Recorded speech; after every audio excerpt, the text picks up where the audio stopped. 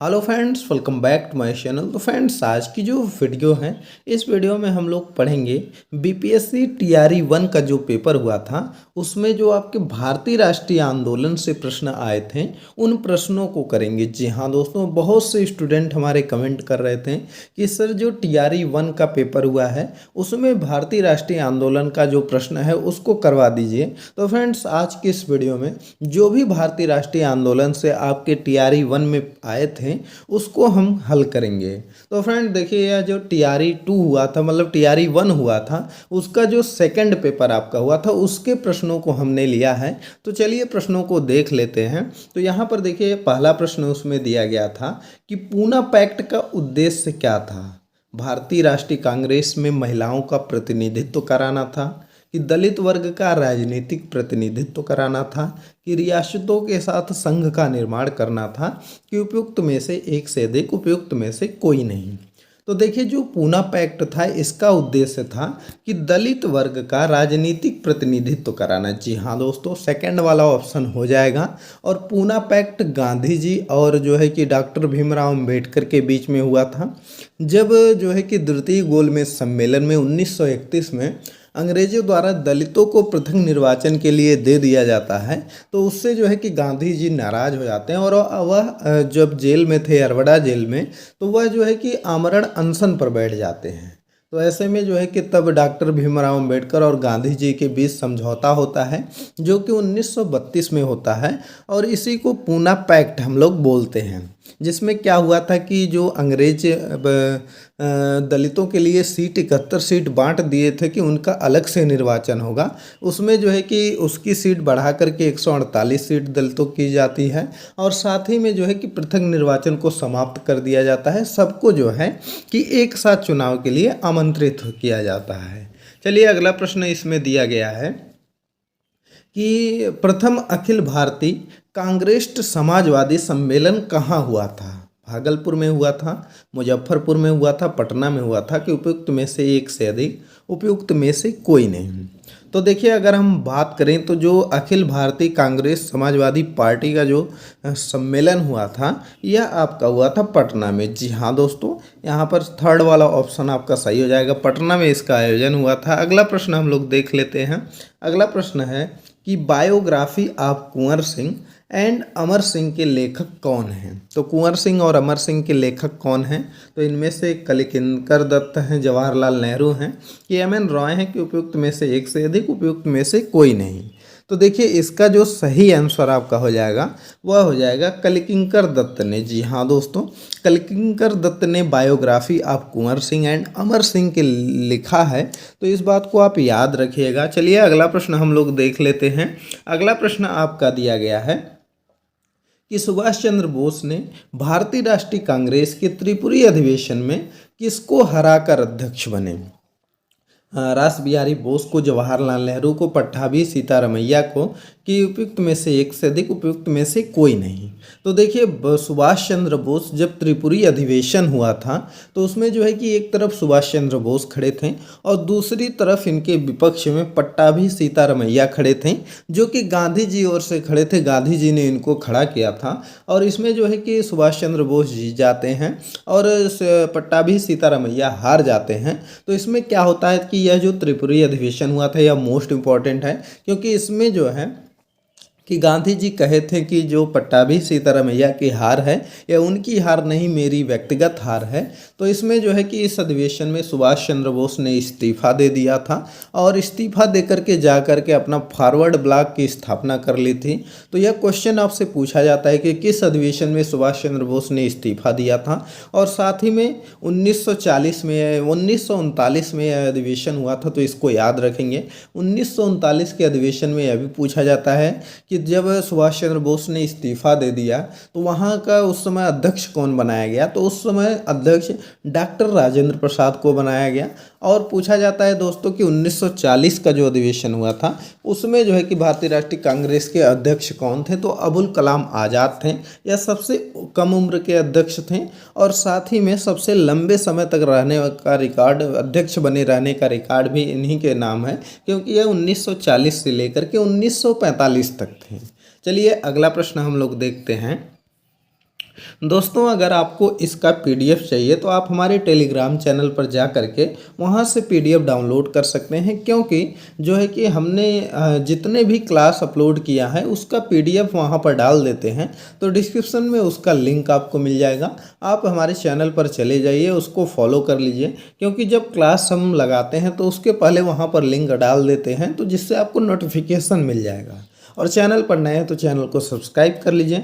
अगला प्रश्न आपका दिया गया है कि डॉक्टर भीमराव अंबेडकर के विषय में निम्नलिखित में से क्या सत्य है।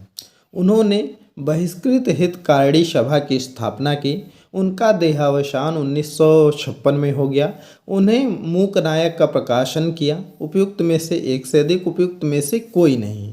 तो देखिए अगर हम इसका बात करें तो इसमें देखिए जो ऑप्शन आपके दिए गए हैं वह ऑप्शन जो सही हो जाएगा वह हो जाएगा आपका 4 वाला। जी हाँ दोस्तों, इसमें 2-3 चीज़ आपका सही है, क्योंकि इन्होंने बहिष्कृत हितकारिणी सभा की भी स्थापना की थी, तो यह भी आपका सही है। और इनका जो देहांत हुआ था यह 6 दिसंबर 1956 ईस्वी को भी हो गया था, तो यह भी बात सही है।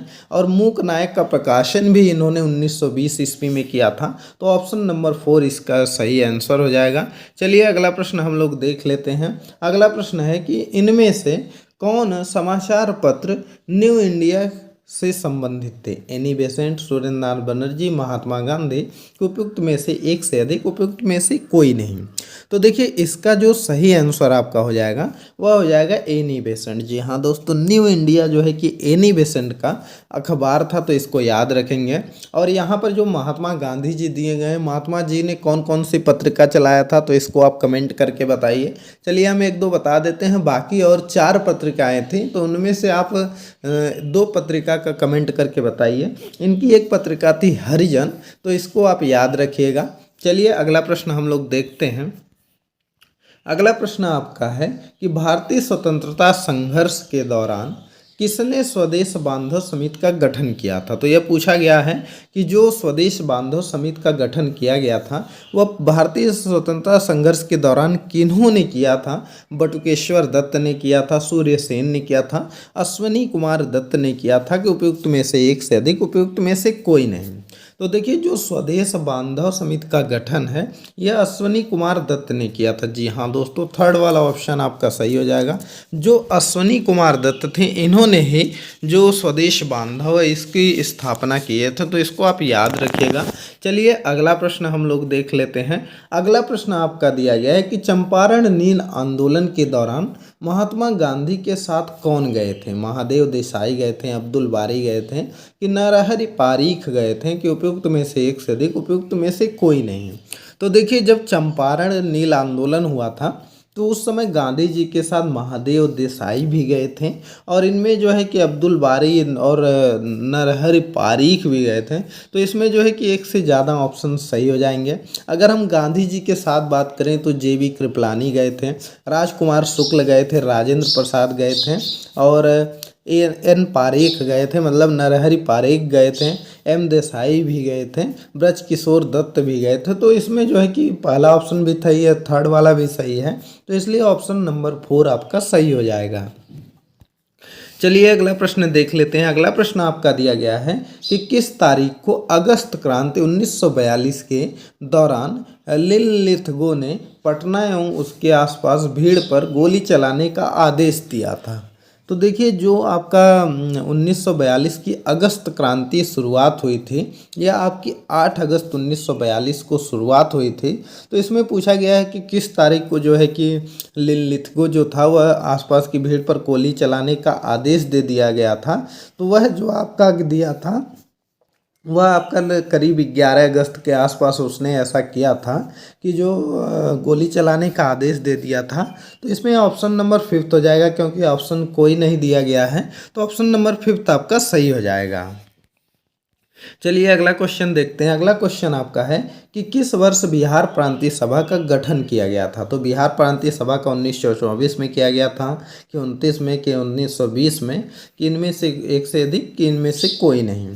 तो इसका देखिए जो सही आंसर है यह हो जाएगा आपका 1929 में। जी हाँ दोस्तों, बिहार प्रांतीय किसान सभा का गठन 1929 में किया गया था। और इसको किसने गठन किया था? तो स्वामी सहजानंद सरस्वती ने इसकी स्थापना की थी। तो इसको आप याद रखिएगा। चलिए नेक्स्ट प्रश्न देख लेते हैं। अगला प्रश्न है कि निम्नलिखित में से कौन सा विद्रोह आंदोलन लंबी दाढ़ी रखने पर कर लगाए जाने के कारण हुआ था? पागलपंथी विद्रोह, बहावी विद्रोह, फराजी विद्रोह, कि इनमें से एक से अधिक, इनमें से कोई नहीं।